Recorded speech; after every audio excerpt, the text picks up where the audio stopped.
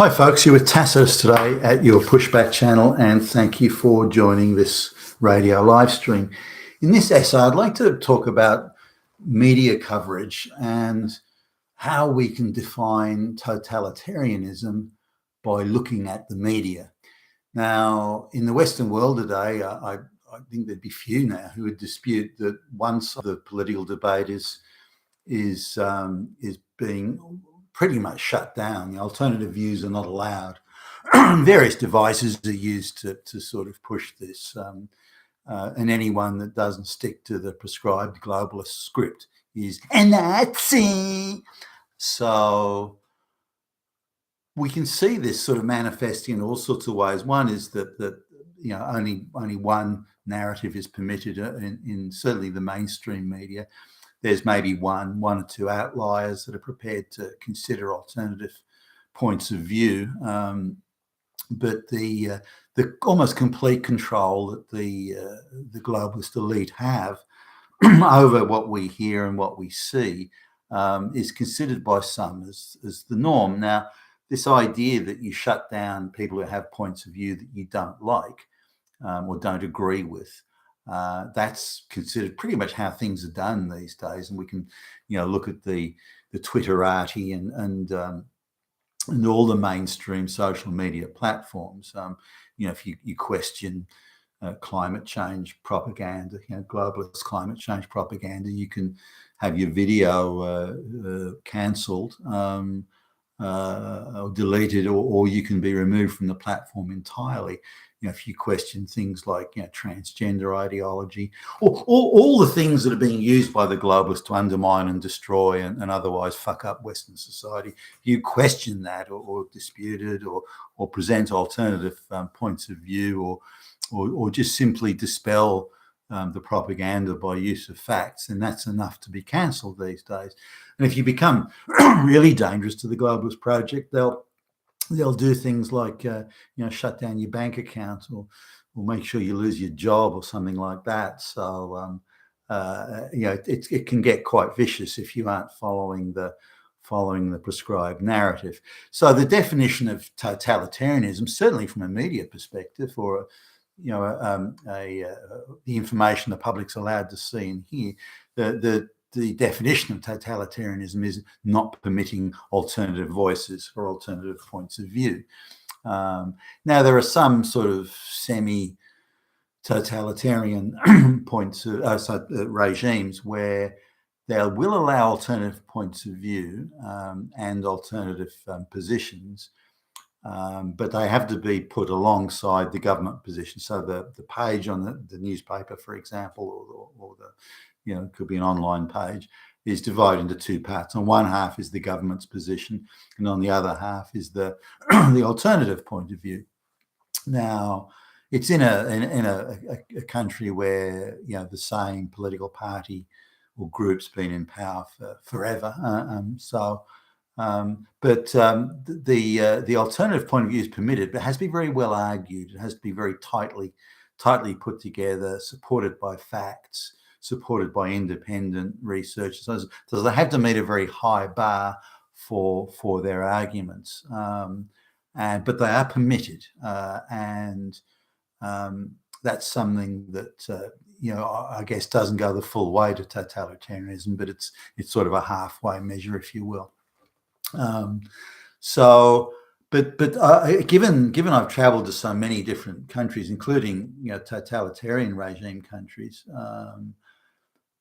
it's interesting to watch how the Western media was when I started doing this traveling, in my early 20s, business travel, and how it is today when I'm doing less traveling, certainly than I was then, which is a blessing, by the way. It's hugely tiring, traveling around. Sounds glamorous, but you're traveling around and constantly running against the clock to be at the next meeting from Los Angeles to New York and all over the place, London and so on. So anyway, I'm in a country with a totalitarian regime, and they're not a particularly rich country, but they want Western technology and And I'm there with a colleague. We're having a meeting in a government building. Now, at that time, on that day, which we didn't know, the government was doing some like they were giving an extra handout of food to the population. You could get double rations that day, and you had to go to this dispensary to get it, and that sort of thing.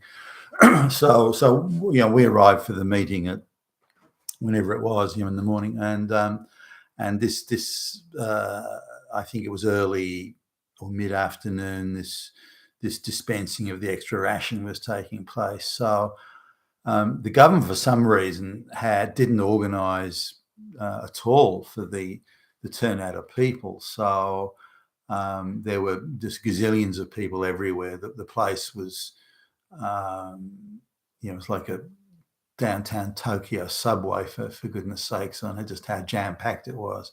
It was cheek to jowl, sort of shoulder to shoulder, on the streets and out on the sidewalks, and you couldn't move.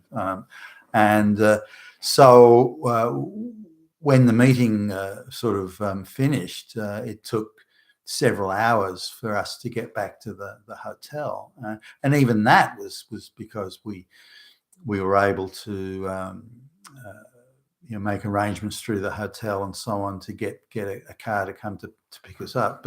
But and we had to sort of fight through quite a considerable crowd to get to a point where we could actually meet the car. So it was a complete and total shit fight. But the hysteria was out of I don't think I've seen crowds like that even at a rock concert or something. It was like a rock concert 10 times over, and some very desperate people, by the way. These weren't people heading for entertainment, but there were people who were on the treadmill of survival.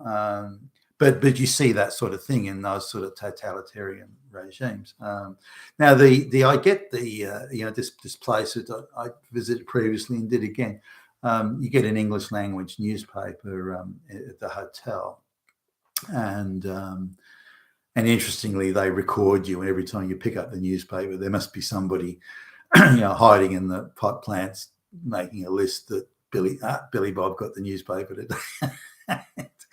Because in places, these totalitarian regimes, not only is the news and the information you see a tightly curated narrative, but that you have to register for any newspaper or magazine that you want to read, so they know exactly who you are, where you are, what you're reading, and what you're seeing. This includes books in libraries and all that sort of stuff. It's very tightly controlled.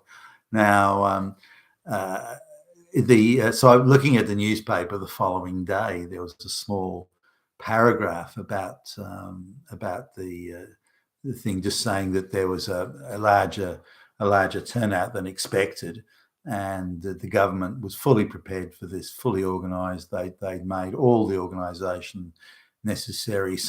There were some silly people that just didn't realise there were thousands of government buses just around the corner. But apart from those silly, stupid people, the government knew exactly what was going on. They were totally in control and had it all fixed and all sorted, which was absolute nonsense. There were no buses anywhere, and it was an absolute out of control. But the government couldn't admit that. They just couldn't admit the simple thing. Wow, we thought 100 people turn up, but actually it was 100,000 or something, and we didn't realise that. But we scrambled as quickly as we could to remedy it. No, they couldn't admit any fault. So it's totalitarianism isn't just a case of curating the narrative.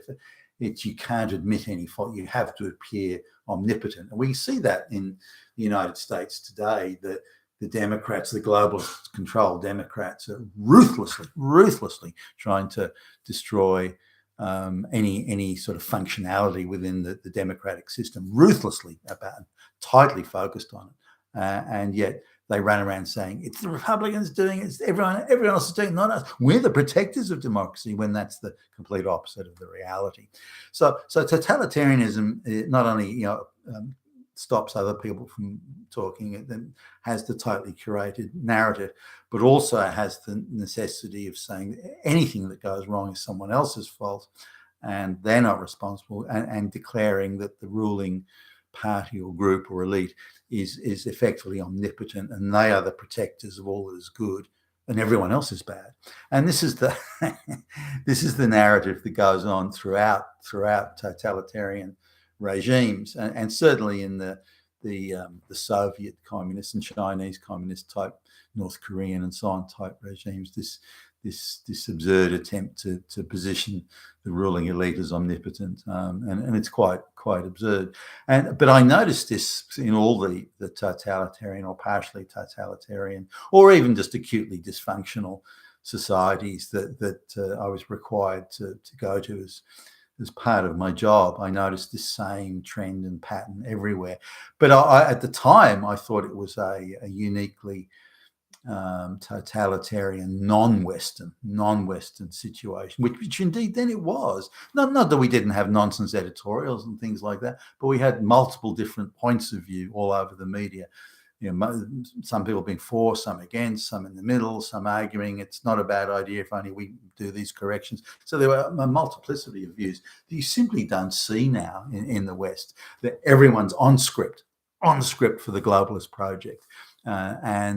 Which, by the way, proves to you the globalist project is utterly unsaleable to the Western public if they have to tightly script and curate it and try and claim, absurdly claim omnipotence in the process. That shows you how hopeless and fucking useless the globalist project is, and how they could never sell it to the public other than through this endless barrage of lie after lie after lie. And in so doing, they have to deny that reality even exists, because it's entirely a fantasy world they've created, as indeed in these totalitarian regimes, it's the same thing. So there was a huge emphasis on fantasy. I had the capacity to sort of read some of the stuff, and that sounds like a load of nonsense. But that's what was in there. That was the official line, and that's what was printed in the newspaper. And there are always stories in there and articles in there that were irrelevant to the